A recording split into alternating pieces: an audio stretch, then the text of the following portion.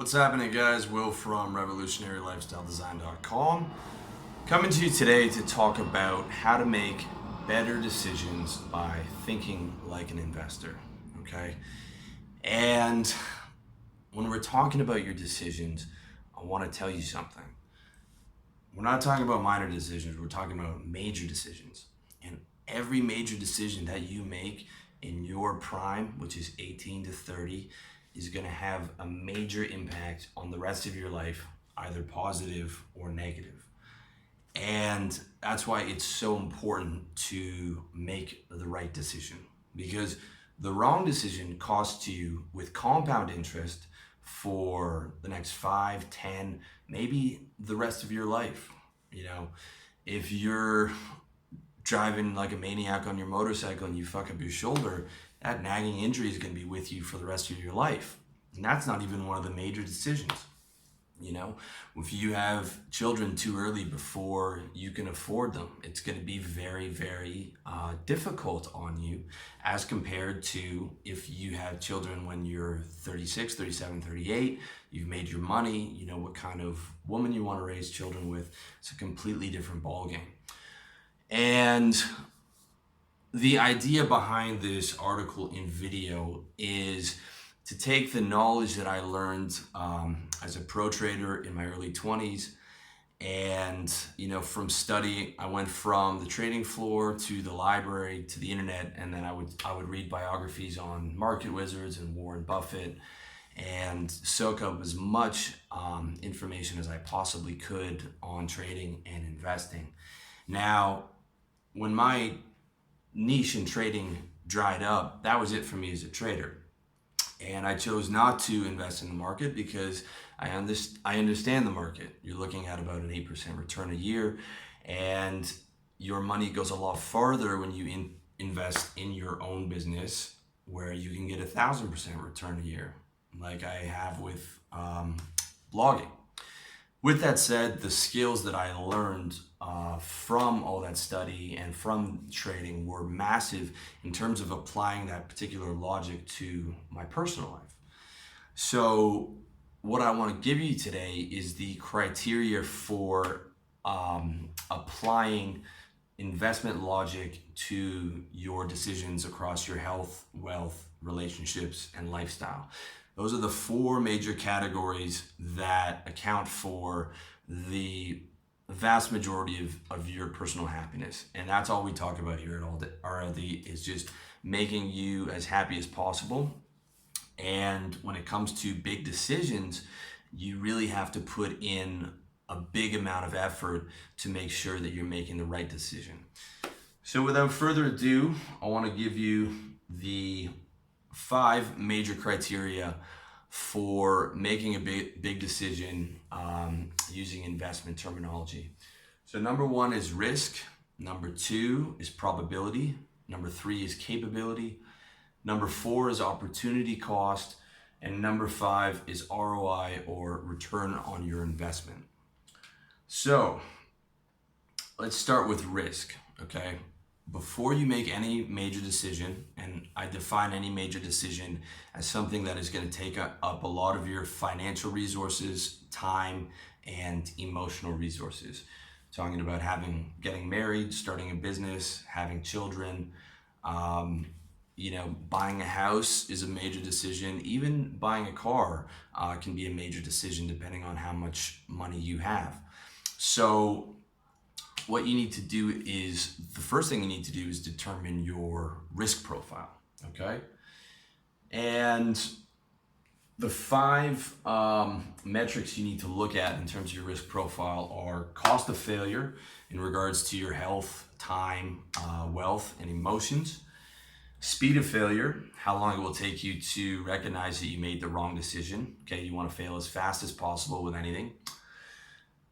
Recovery time, how long it will take you to get your health, wealth, and finances back in check.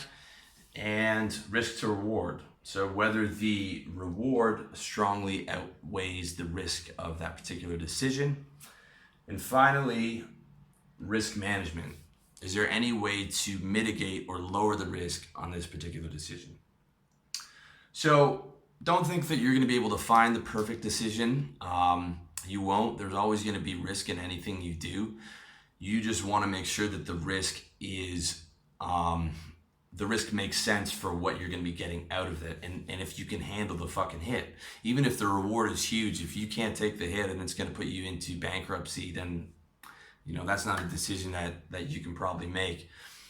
So let's take bodybuilding for example, okay? Because we're applying this stuff to your health, wealth, relationships, and lifestyle. So let's say you want to build your lean genetic potential, and you want to max that out. It's going to take you about 3 to 5 years. And depending on how good your genetics are, you're looking at about 35 to 50 pounds of lean muscle. 50 pounds being exceptionally good genetics. More likely it's going to be 35 to 43, 45 pounds of muscle. And you're going to need to lift smart. You're going to need a dedicated training plan. You're going to need to eat enough, and you're going to need to get good sleep. And you're really gonna have to push yourself in the gym. You have to give 110% on every set, trying to break your personal best. Okay, so here's how your risk profile looks on maxing out your lean genetic potential. And this is a big decision because it's going to take up a lot of your time. Working out is a lifestyle, and there's no other way. It's not going to take a ton of your finances, but it's going to take a ton of energy and time, and it's a big commitment. A lot of people think it's not, and you can just get in shape and you're going to go hard for 6 months. It's not like that. It's a lifetime commitment.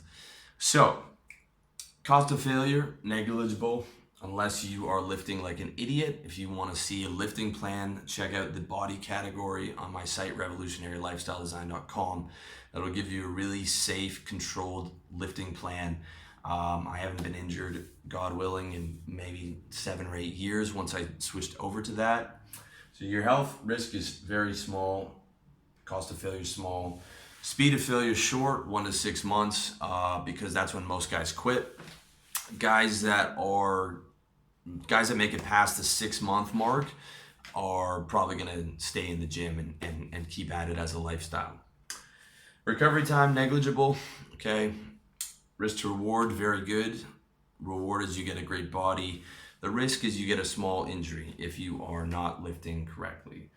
And risk management, the way you manage your risk is you lift with perfect form. You are perfectly in control of every movement. You don't lift too frequently, 2 times a week, 3 at the most, and you lift in brief periods, no more than 35, 40 minutes at the gym. But when you're there, you go high intensity, and that's going to keep you from getting injured. So your risk profile on maxing out your natural genetic potential is very good.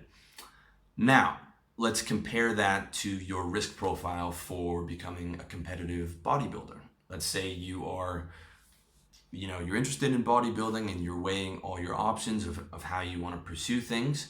And, being a competitive bodybuilder is on your personal landscape. So let's weigh the risk profile on that. You're looking at, to compete at the level these days, you're looking at like 120 pounds of muscle to be an elite level competitor, which is a massive amount of muscle. And to get that, you're going to need the next decade of insanely dedicated eating, training, 7 days a week. You're going to need exceptional genetics, and you're going to need to spend about 30, 40 grand a year on test, insulin, HGH, Dianabol, DECA. Some of these guys are taking inhalers, like God knows what. I don't even know probably half the stuff they're taking. IGF-1. It's going to cost you a fortune, and you need to take a massive amount of potentially very dangerous drugs. Specifically, something like insulin is incredibly dangerous, and that's just one of the things that all the top level guys are on. And your food bill is going to be through the roof, and your risk profile is going to look like this. Cost of failure is massive. Speed of failure is long. You're not going to fail fast. You're not going to realize you're not going to be the next Ronnie Coleman until 10 years in. It takes a long time to get to where you want to go. Recovery time is long, if any. You could die from the amount of drugs that these guys are taking. Bodybuilders are dying all the time from the stuff they're on. Risk to reward, terrible. Winning Olympia is extremely unlikely. Competing at a very high level is extremely unlikely. And even if you can get there, very few of those guys make a lot of money off bodybuilding. The vast majority of them have to work other jobs. So, and the risk is huge. Risk management, it is not possible because you have to take way too many drugs and you have to be in the gym 7 days a week, and you can't manage your risks. It's not possible. So you can see that your risk profile for becoming an elite level bodybuilder is horrendous. That's not a decision that I could advise anybody to make. Don't get me wrong, I'm not a hater. I have a ton of respect for guys who are willing to dedicate themselves to anything. And those guys are incredibly tough and work incredibly hard, and more power to them. But as a guy who specializes in lifestyle design and trying to make your life as happy as possible, I can't advise it. Worked out for some guys, the real elite like Jay Cutler, who's been able to make a lot of money off his physique, and he's been able to handle the drugs and stay healthy. But you got to look at the next 30 years of that guy's life to see if any of that stuff comes back against him, which I hope it doesn't. But that's a very rare exception to the rule. So that's an idea of how to determine your risk profile. Number 2, probability. Probability in its easiest form means, what are my odds of success? Okay? Every decision you got to think about your odds. You're not Superman. You got to look at everything from the realistic point of view. And success in anything always means beating the odds. The things that you want are never going to be easy, because if they were easy, everyone would have them. Everyone would have a lot of girls and a lot of money, and all the things that we want and that we're competing for are not easy. So you're always beating the odds you're always trying to beat the odds. And the bigger the goal, the more outlandish the goal, the greater the odds are going to be. So let's take a look at starting a business, okay? Average failure rate for a business is 90%. That means you got a 1 in 10 shot of success. We're just talking about law of large numbers right now. We're not factoring in capability. We'll do that in the next section. But what I want to dial into, and this is, you got to dial into everything on your decisions, is let's break it down based on type of business, okay? Type of business with the highest failure rate next to starting an airline is owning a restaurant. I would put the failure rate at owning a restaurant, instead of 90%, at 99%. So you'd have to be better than 99 other guys, 99 of your competitors. You one in 100 chance of making it happen. And you can see just from the type of industry that it's 10 times more difficult to succeed now in owning a restaurant, because you've got overhead and you've got employees and you've got a huge investment cost, and you need to have the right location, and people are very finicky about where they go, and if you don't knock it out of the park within the first 6 months, it's going to be tough to get people in the door, and all kinds of things. That is a big crapshoot, is owning a restaurant. So your odds of success go way down in that particular business. And it doesn't mean that even if you are successful, it doesn't mean that you'd be making more money in that particular business than you would in another business. So let's take another business where your odds of success are much better. And you guys hear me talk a lot about starting a service business. A service business means selling real estate or insurance or programming or web design. Outside of myself, who, I've got a product-based business. I sell, my ebooks, and I've got affiliate stuff on there. Every guy I know who has a successful business is running a service business. I have not met anyone who's making 6 figures doing a product business, and I live in what is supposedly the digital nomad capital of the world, Chiang Mai, and all the guys I know who are making money out here, with the exception of me, are running a service business, and 3 of them are making 6 figures. 2 of them are doing life coaching. One guy sells fitness marketing services. You got low overhead to almost no overhead, very low investment cost. You don't have to worry about employees, and you can scale up very quickly. You can put $1,000 or $2,000 on top of your monthly revenue every month if you go hard. I saw my buddy go from nothing to 6 figures within just over a year from, he's a good salesman and from grinding hard. So with a service business, I would put the odds at half of what the failure rate would be on the average business. I would say it would probably be about 1 in 5. You got a 1 in 5 chance of success. And it's my belief that the 4 to 5 guys who fail in that business, it's not because they weren't smart enough. It's not because they picked the wrong location, because it's not location based. It's because they just weren't willing to grind hard. They weren't willing to do 8 to 10 hours a day, pounding the phone and hammering out the emails and getting the marketing out there and closing clients. They just weren't willing to do that because it is really hard. Sales is really hard. Success in business is really hard. And I think that your odds of success would be about 1 out of 5. The 4 out of 5 guys who don't make it were because they're not willing to do the work, that's my opinion. But as far as decisions go, that sort of gives you an idea how to break things down, okay? And those numbers, of course, are extremely crude. It's very difficult to get. It's not a poker game. You can't get your exact odds, but you got to do your best to make the best calculations you can, and you got to get a hold of every kind of data point that's available.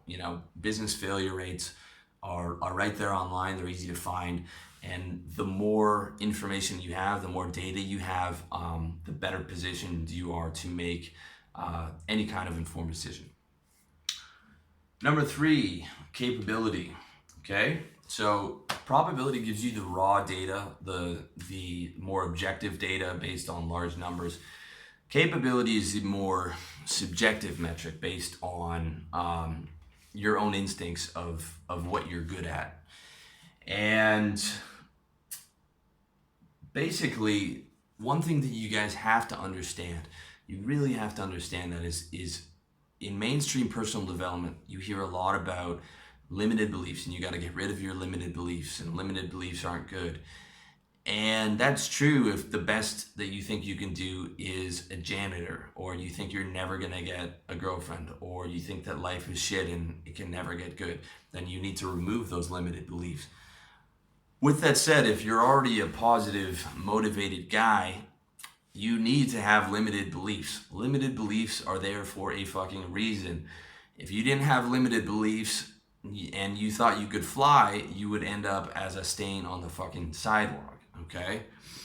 You are not going to play in the NBA unless you're 16 and you're 6'7" and you are crushing it and you're one of the best high school players in America. You're not going to play in the NBA. And chances are, guys, you're not going to be a billionaire. You got to have that Mark Zuckerberg IQ and connections and this, that, and the other. You got to aim in the ballpark of reality, okay? Now, I want you to aim at the high end of your reality. Stretch yourself. What's the best that's possible for me? But the key is that it has to be possible. It has to be within the realm of possibility. And I'm talking from experience here, guys. I really am. And unlimited beliefs cost me a ton of time and money. I used to think that I was Superman and I could do anything, and that I didn't have to think things through that clear. I would just power through and I would just make it happen and it's going to be great, And life taught me otherwise. Life is the best teacher. It wasn't until I evolved from a deluded optimist to a pragmatic optimist that I got my life together, and I started hitting all my goals, and I started becoming more successful in all areas because I was aiming for what was within my capabilities. I aimed for the high end of my capabilities, and sometimes I've smashed through my expectations, but the key is I'm aiming within my capabilities and I'm catering to my strengths and I'm removing things where I'm weak in. And that's incredibly important, to maximize your chances of beating the odds in this game we call life. You want to cater to your strengths, and you want to pursue things where you have an unfair competitive advantage. If you're going to devote yourself to something like starting a business, you need to be in a business where you have an unfair advantage, where you have a natural talent, where you're naturally better than other people, where you have naturally higher capabilities. Otherwise, you're going into it with one hand tied behind your back. Okay, it's like programming. I couldn't program a microwave. I couldn't make I couldn't make $600 in programming, let alone six figures. There is a reason this is not a programming blog, because I don't have any natural skill in that particular area. I chose an area where I felt that I had a really big advantage. And the key questions to determine whether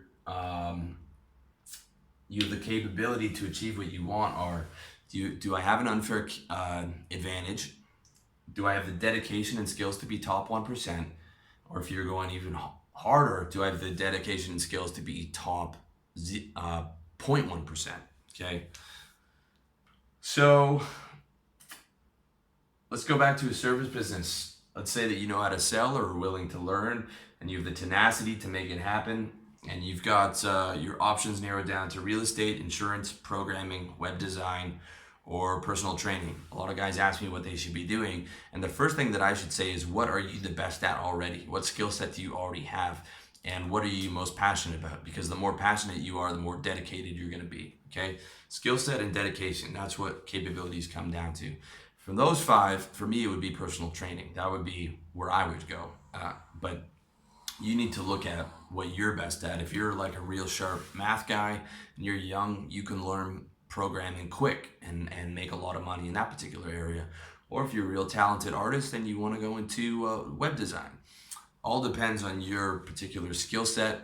And if you already have a natural marketable skill, then you definitely want to go into that area.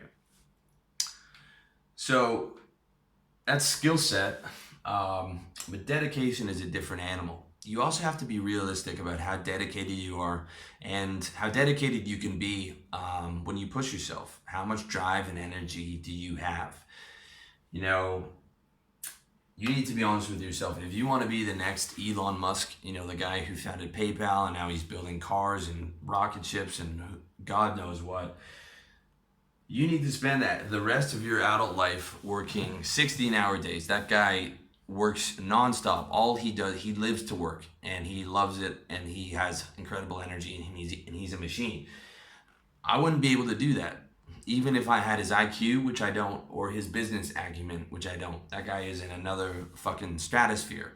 And instead of trying to pretend like I have the dedication to do something like that, I just tip my hat to that guy and move on with what I'm capable of, which is doing this. I give him his respect, and that's it. In my opinion, I'm a top 1% worker, probably a 0.1% worker, but guys like that are like 0.001% in terms of dedication, and that's outside of my realm of reality. I wouldn't want to work that much. And you got to be realistic with yourself of what you're capable of. Are you capable of doing 8 to 10 hours, 7 days a week? Most guys aren't. Even that is hard to do. And you really got to be honest with yourself, or you got to, you got to say, okay, I'm going to have to step it up and work a bit harder. But either way, you got to understand your skill set and your dedication, and factor that into your capabilities, and factor capabilities into your big decisions. Number 4, opportunity cost. Okay, simplest form of opportunity cost means the cost of not doing something else. Okay, everything you do every second of the day has an opportunity cost. Now, you don't want to live your whole life worrying about, if watching this movie, what opportunities it's costing you.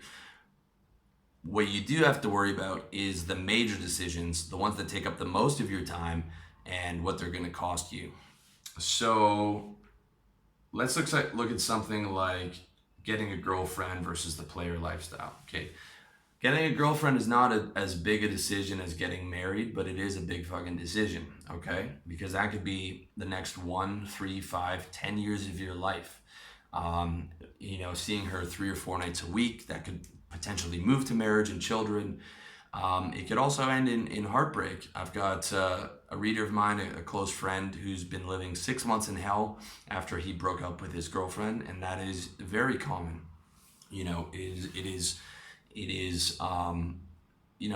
Having someone that you love is a beautiful thing, but there are big risks to that. Okay, do not think that getting involved with someone on a serious level is not a big decision. It is. So let's compare that to living the player lifestyle, which also takes up a lot of your time.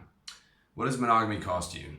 It costs you sex with other women, thrill of the chase, a good chunk of your personal freedom. You're looking at about 3 to 4 nights a week, and you're going to spend a lot more money, even if she's paying her way, because all those dinners and movies and all that stuff. And trust me, if you think that you're not going to be spending more money, you will be. That's just how it goes. And finally, monogamy costs you if you're not experienced with women already, like you're a younger guy, monogamy costs you the ability to get good with girls, at least for the time period that you're in that monogamous relationship. So let's look at what the player lifestyle costs you. And the player lifestyle costs you, in my opinion, the big thing it costs you is the ability to bond with women on a deep level, okay? And I'm not talking about casual sex. You can have, non-monogamous relationships with girls where you've seen them once or twice a week, and you guys hang out in bed all day and have sex and watch movies. And it's really nice. I spent a large part of my 20s doing that. But you never quite bond on the same level as you do with a monogamous relationship, because either consciously or subconsciously you're holding yourself back. If you guys follow my rules, you're only seeing her like once or twice a week, because you have to hold yourself back a little bit in those types of relationships. You're never going to give that girl 100% knowing that she's probably fucking some other guy. That, you can only really give yourself her 100% and really like bond on that deepest level when you know that you have that trust and that togetherness by just the two of you. So that is a major opportunity cost of having that deeper level of trust and love that you don't get from the player lifestyle that you do get from a monogamous girlfriend. Okay, and now we're not doing a pros and cons. The pros and cons of monogamy versus girlfriend is a completely different video in itself, which is coming, but that's the opportunity cost. So either way, whatever your decision is, it's important for you to analyze the opportunity cost of everything you're doing. ROI, return on your investment. This is the fifth and final category, and we're going to look at return on your investment. For those of you guys who don't know, is what kind of a return you get on, usually it's how much money you get back out of the money you invested.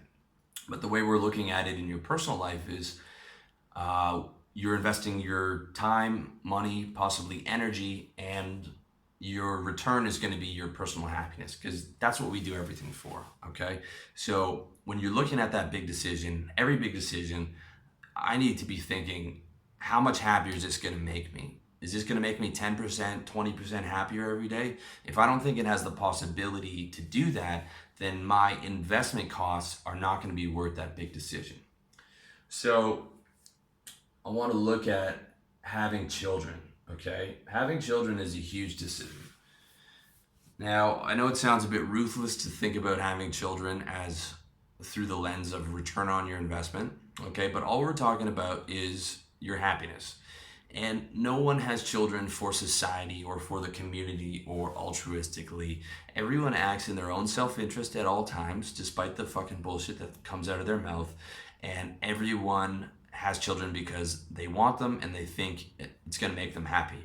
Children do not ask to be born. They are born by people who want them, and people want them because they think that children are going to add value and happiness to their lives. So don't think it's evil to look through the lens of logic at these decisions, to me it's much more evil to just get someone pregnant and not think about it logically and have a good chance of those kids coming into the world financially unprepared and in a difficult situation.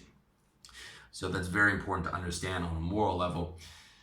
And you got to look at what is okay. So first of all, the financial cost, you're looking at about $500,000 in North America, raising two children to the ages of 18. Probably more if you're going to be paying for their universities, especially if they're going to like a good university like Harvard, where you're looking at like 40 or 50 grand a fucking year. So, your financial costs are huge. And then you're looking at about 40 hours a week of hands-on parenting time, which is a full work week on top of your job or business. And if you are working a job and starting a side business as well and having kids on top of that, your workload is going to be fucking out of control, insane. Just another reason why I encourage most guys to have kids later in life when they got their finances taken care of.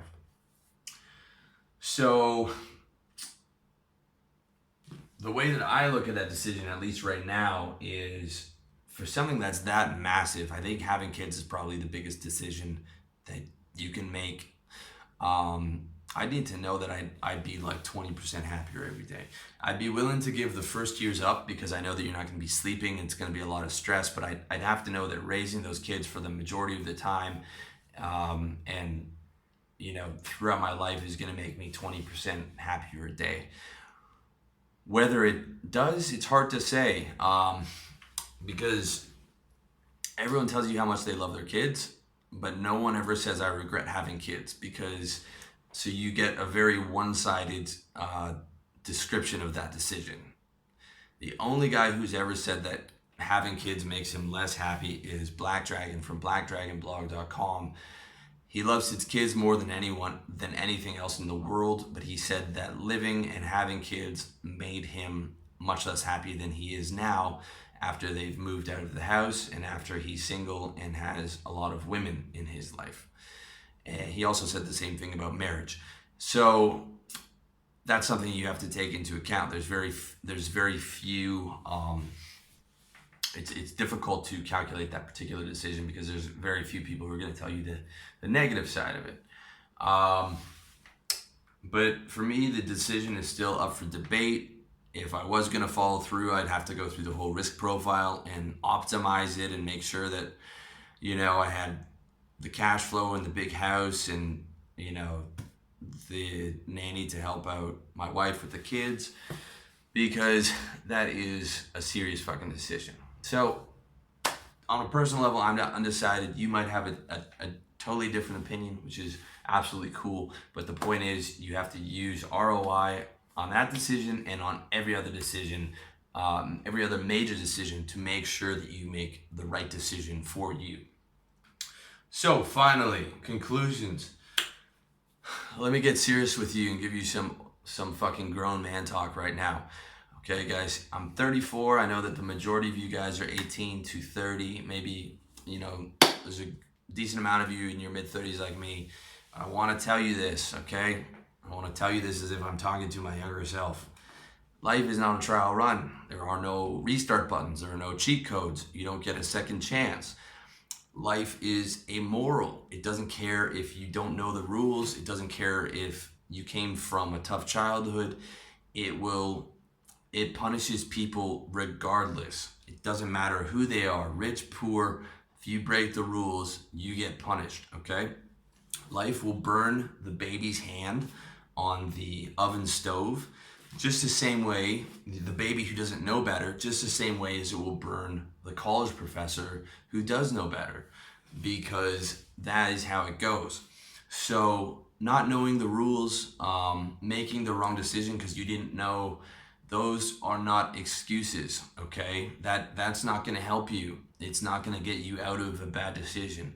That's why every major decision, you have to do as much work as possible. You have to analyze that as much as possible before you pull the trigger on it, because those big decisions, man, you can't take back. You can't take back having kids when you didn't have enough money for them, man. You can't take that back. As for life, you can't take back a big injury to your health. You're going to be carrying that around. So many things like that. That's why you need to put serious thought into every decision or suffer the consequences. That's the bad news, okay? The good news is, if you are a young, hungry, sharp motherfucker, you make the right decision. When you do your homework and make the right decision, then that is going to come back to you with compound interest as well. Every decision, negative or positive, every big one is going to reverberate with compound interest for the rest of your life, okay? When you make the right decision, you get to reap the rewards. When you start a service business at 20, you can have clients that you brought on at 20 paying you money. At my age, at 34, you could have had those clients for 14 years giving you money every month because of that one right decision. You could be making $250,000, $300,000 by the time you're my age. You could have never had to work a corporate job. You could have greatly increased your sexual market value by being wealthy and being able to afford good clothes. You could be living in, a condo that you bought in cash. You could have so many massive good things in your life from that one good decision. And that goes with every good decision. So what I'm trying to tell you is that every major decision is magnified throughout the rest of your life, whether it's good or bad. That's why you need to do everything you can to make sure that those major decisions are good decisions. Okay? And the more good decisions you make, the more happier you're going to be, and the less you're going to suffer. And that's all I wish for you. Okay? That's all this site is about, is just trying to make you as happy as possible. And that's what all the work is for. That's what all the articles and videos are for. And that's what all these criteria are for. Okay? Don't get caught up in like the intellectual aspects of all this and trying to live life like some type of a rigid robot. That's not why I'm giving you this criteria. Okay? I'm not telling you to apply this to every single decision. I'm telling you to apply this to the big ones so that you can get the big reward, which is being as happy as possible in your life. So follow the game plan, do your homework, and do your best to make as many right decisions as possible. And as always, I want to thank you for watching this video on YouTube, listening to the audio on SoundCloud or iTunes, and reading my articles over at revolutionarylifestyledesign.com. And as always, I wish you all the best in your personal development journey.